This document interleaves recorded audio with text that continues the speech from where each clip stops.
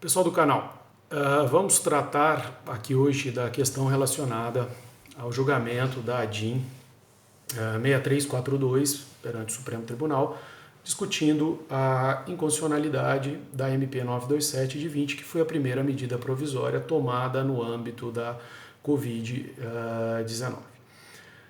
Dentre várias questões, que foram trazidas pela medida provisória, a questão relacionada a teletrabalho, antecipação de férias, banco de horas, a implementação ou não pelas questões do isolamento social dos programas de gestão de risco, ou mesmo a manutenção da fiscalização, a fiscalização do trabalho dentro da perspectiva de orientação e não apenas na ideia punitiva, da imposição das multas por descumprimento da legislação do trabalho. Mas a grande discussão que se deu foi quanto à constitucionalidade ou inconstitucionalidade do artigo 29. Então, o artigo 29, ao que me parece, de efeitos previdenciários e trabalhistas, teve por objeto tratar da questão relacionada aos profissionais da saúde, os profissionais que estão na linha de frente na questão relacionada ao Covid-19. Então, trazia aí a necessidade da prova cabal do nexo de causalidade para efeito de responsabilização.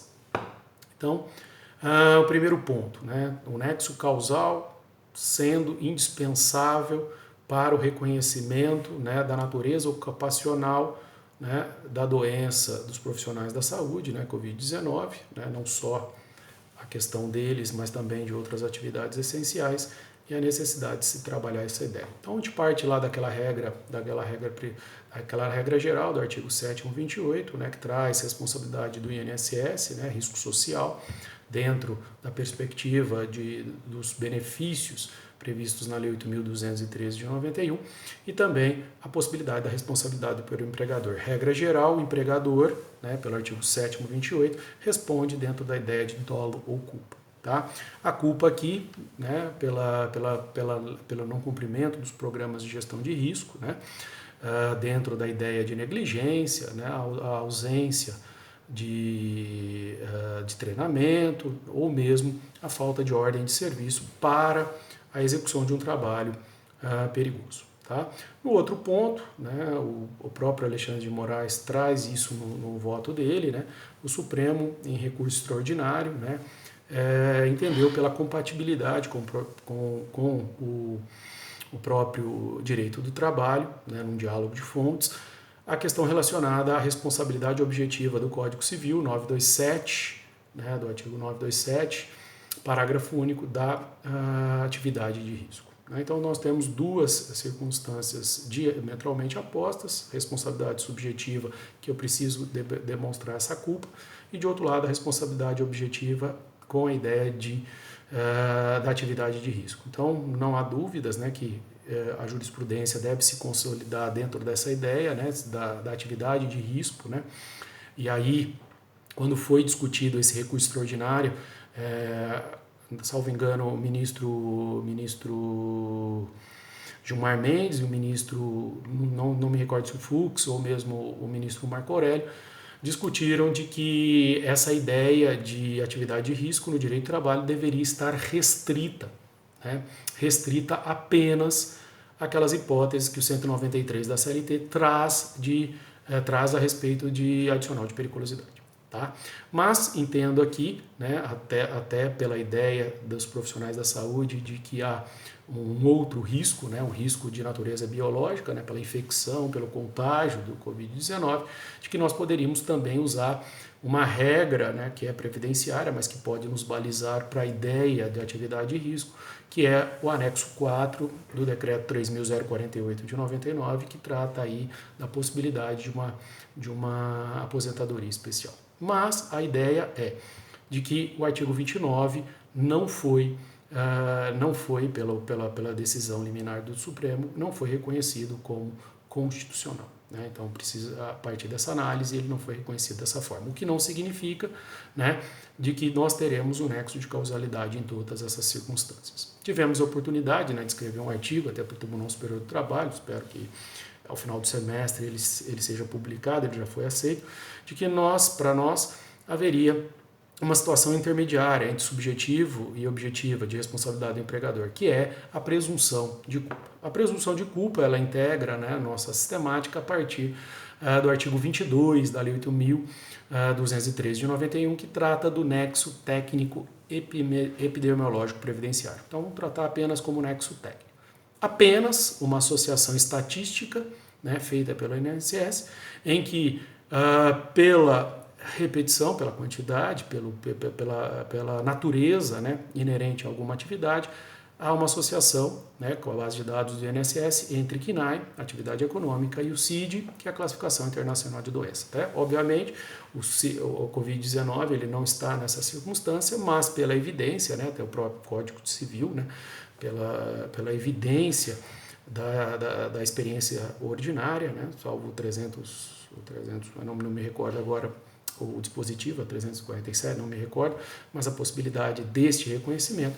E aí passamos a falar dessa questão relacionada ao pessoal da saúde. Então, ao que me parece, essa interpretação sistemática não estaria por excluir, né, independentemente aí da inconstitucionalidade do 29, o que não significa que todas as atividades essenciais estariam nessa circunstância, até porque há uma ausência, né, de legislação para ligar Covid-19 com qualquer outra atividade, ainda que essencial e que tenha funcionado nos momentos de isolamento social, mas isso traz a evidência, vem a evidência aos profissionais de saúde, até pela experiência, né, pelo contágio, né, pelo esse risco biológico ao qual estão expostos. Né? Então, sem falar em equipamentos de proteção, meio ambiente de trabalho, essas possibilidades, né, que podem ser levadas em consideração, ou mesmo exclusão por causa de fortuito ou força maior, a ideia é que deve ser feita isso. E uma interpretação interessante é fazer justamente essa distinção em doença ocupacional, profissional, inerente àquela atividade, né, o que permitiria essa presunção de risco, né, sem falarmos de ônus da prova, e de uma doença do trabalho. Então, a doença do trabalho, pela circunstância da Covid-19 em qualquer outra atividade, né, exigiria o ônus da prova. Ao meu ver, né, para profissionais de saúde, estamos diante de uma doença ocupacional, né, em que o nexo técnico epidemiológico permite essa conclusão. Né? Alexandre de Moraes, ao analisar o 927, falou da ideia, né, da inconstitucionalidade, dizendo que o próprio Supremo Tribunal Federal já reconhece essa responsabilidade objetiva, né? E mesmo o ministro Luiz Roberto Barroso, o que nos permite aí a trazer essa ênfase, né? O que nós já defendemos de presunção de responsabilidade pelo nexo técnico, mas com maior ênfase aí a questão relacionada ao pessoal da saúde.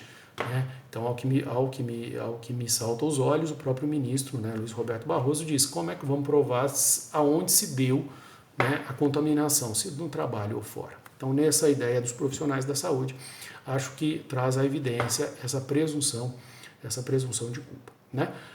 Também, algo que é muito discutido em processos da responsabilidade objetiva, as excludentes, né? Culpa exclusiva de terceiro, culpa da vítima, né? Um ato inseguro, ou caso fortuito ou força maior. Então não escapa essa possibilidade que, na minha ótica, deve ter uma maior ou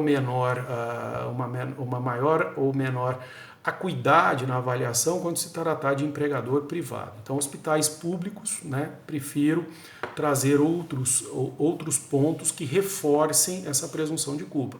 Então, a ideia de solidariedade, né? Então, acho muito interessante essa ideia de solidariedade. Por quê? Porque estão à linha de frente. A solidariedade é um princípio constitucional, artigo 3º, inciso 1 é.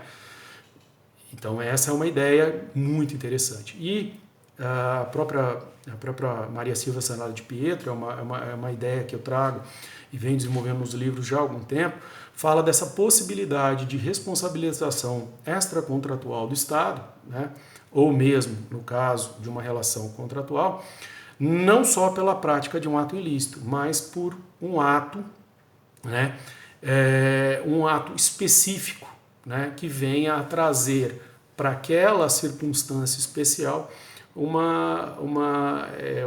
ato, esqueci outra palavra, um ato especial específico, alguma coisa nesse sentido, mas trazer essa ideia de que não há necessidade de um ato ilícito ser praticado para a responsabilidade extracontratual do Estado, ainda mais contratual.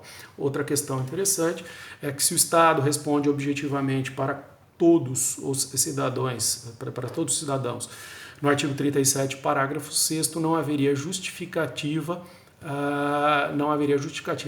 para que ele possa se excluir. E, relembrando aquela palavra que não me veio à cabeça, é um dano anormal específico. Então eu gosto dessa ideia, mesmo em responsabilidade extracontratual do Estado, que pode ser trazido aqui, essa ideia de dano anormal específico, ou seja, responsabilidade do Estado independente de ato ilícito, né? Obviamente que essa exclusão, com maior ênfase no empregador privado, vai passar pela ideia da possibilidade de acesso nos primeiros momentos, já que era uma circunstância de conhecimento geral, a possibilidade de acesso aos equipamentos de proteção individual. Então isso aí é interessante, ou mesmo de algumas outras condições gerais que poderiam impactar aí nessa ideia de responsabilidade. Então esses são alguns dos pontos que nós deveríamos tratar quanto à possibilidade ou não. Então fica estas informações, né, para que a gente possa analisar, né, nesses impactos, né? Estou dentro de uma situação emergencial, mas os impactos que ficarão no contencioso quanto a esses pontos. Então a possibilidade de responsabilidade objetiva, atividade de risco, né?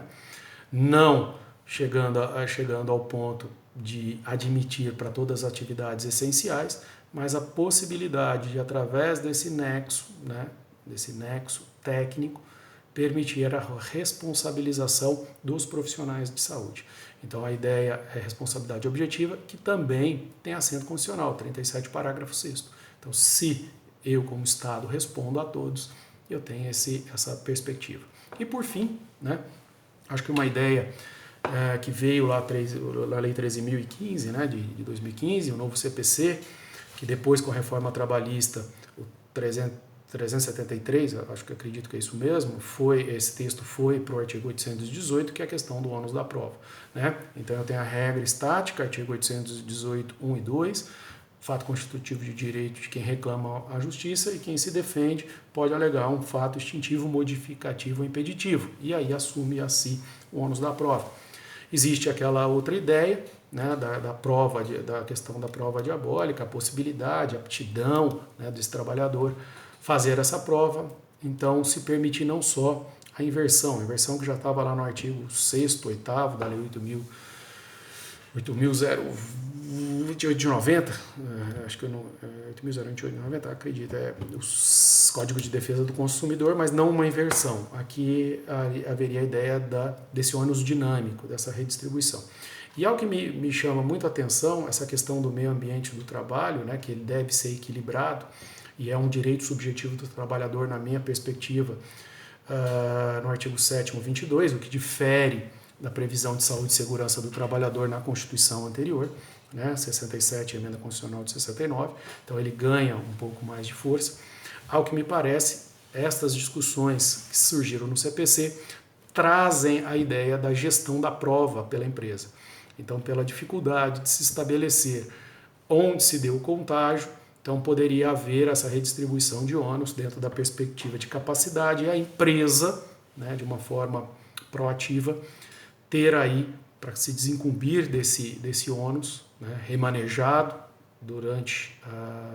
no transcorrer da ação judicial, para poder demonstrar todas as medidas que tenham tomado, o que, na minha visão, não se aplica dentro da esfera pública, mas que pode vir a ser admitido, né, até para relativizar um pouco desse risco integral, porque estamos diante de uma situação excepcional de pandemia, né, uma força maior que fora reconhecido até por essas medidas provisórias, tá? E que vem tendo aí guarida no Supremo Tribunal Federal. Valeu, pessoal!